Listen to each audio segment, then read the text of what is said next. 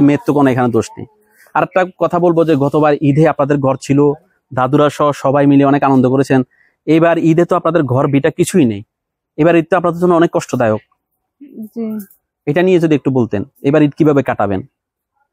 কিভাবে কাটাবো, টাকা পয়সা ধন সম্পদ ঘর বাড়ি সব চলে গেছে, মা ভাই বোন এবং সম্মান তো গেছে, লোকজন তো বুঝতে চাই, এবং সম্মানটা তো চলে গেছে, সবই চলে গেছে। মানুষ যেটা নিয়ে বাঁচে সেটাই তো চলে গেছে। হচ্ছে আপনার অধিকার, প্রত্যেকটা মেয়ের যে শ্বশুর বাড়িতে চলে গেল বাবার বাড়িতে সে আসবে বেড়াবে, এটা তো আপনি অন্যায় কিছু চাচ্ছেন না। এবং আপনার বাবা তো অন্যায় করছে, তাকে তো ধরে নিয়ে গেছে। এবং মানুষ যে আমার এটা যা কষ্ট ছিল মানুষ রাগ করে পুরাই ফেলছে, তাহলে এরপরে তো আর ভিটা নিয়ে যাওয়ার মতো তো কিছু মনে আমি বলি আর কি, আপনি কি বলেন? সে যে ঘরে ছিল হয়তো বা সেই ঘরও পাপি ছিল তাই পুরাই দিয়েছে। অবশ্যই, কিন্তু সেই জায়গাটাও তো পাপি না। জায়গা কি কারোর কিছু করতে পারে? আসিয়ার সাথে আপনার কখনো দেখা হয়েছিল? কার সঙ্গে? আসিয়ার সাথে, যখন জীবিত ছিল, এখন তো মারা গেছে। আসিয়ার কথা বলতেছি। আসিয়ার সঙ্গে আমার একবার দেখা হয়েছে। আচ্ছা, কেমন মেয়েটা, কেমন ছিল? আপনারা তো কাছ থেকে, আমরা তো এখন মারা গেছে আর দেখি নাই, কিরকম ছিল মেয়েটা, মানে কিরকম মিশুক ছিল? বয়সটা একেবারে পিছিয়ে একটা মেয়ে। ভালোই ছিল, আমি মাত্র একদিন দেখেছি। নিজের জ্ঞানার্থে বলতে এইসব কাজ মানে পরিবারের সবাই মিলে করতে পারে না, কারণ অত ছোট শিশু, ওর সাথে তো আমাদের কোনো শত্রুতাই নেই।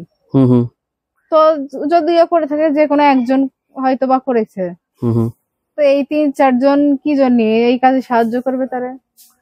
এবং যে মৃত্যুটা, এটা তো যেভাবে হয়েছে এটা তো আসলে হৃদয় কেঁপে ওঠার মতো, মানে এভাবে মেনে নেওয়া যায় না।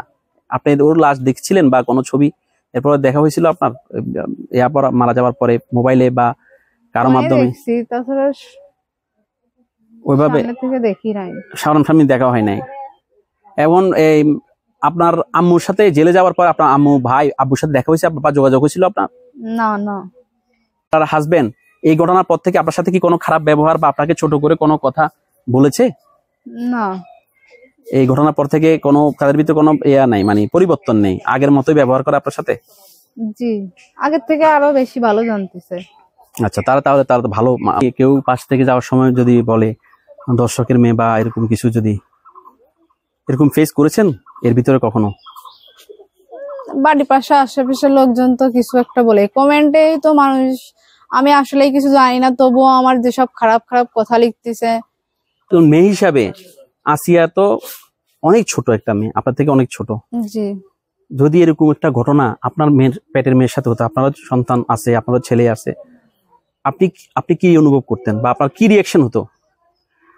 হিটু শেখের মেয়ে হিসাবে না, একজন সাধারণ মেয়ে হিসাবে আপনার মেয়ের সাথে যদি হতো? যদি করতো তা আমার তো রকম মনে হতো যে আইনে যে শাস্তি তাদের দেওয়া উচিত, তো সেই শাস্তিটা তারা পাক। মানে আপনার কথা হচ্ছে আইনের শাস্তি হোক, কিন্তু ভিটা বাড়ির সাথে তো এটার কোনো না, ভিটা বাড়ি তো পাপ করেনি, যে অন্যায় করেছে তার তো শাস্তি হচ্ছে এবং হবে। জমিতে তো আর এই সমস্ত করিনি যে সেই জমিগুলো নিয়ে মানুষ মাদ্রাসা করবে, মসজিদ করবে, আর আমি এসে থাকবো কোথায়? এরকম বলছে না মসজিদ করবে? হ্যাঁ, জি জি, আমি শ্বশুর বাড়ি থাকি, আমার তো মনে চাবে যে বাপের বাড়ি যে একদিন দেখে আসি, থেকে আসি। বাবা মা না থাকলেও তো মানুষের মন চায় আসতে, চায় না?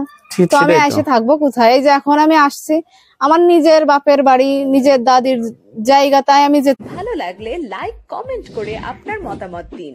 সাথে থাকার জন্য সাবস্ক্রাইব করুন এবং বেল বাটনটিতে ক্লিক করুন।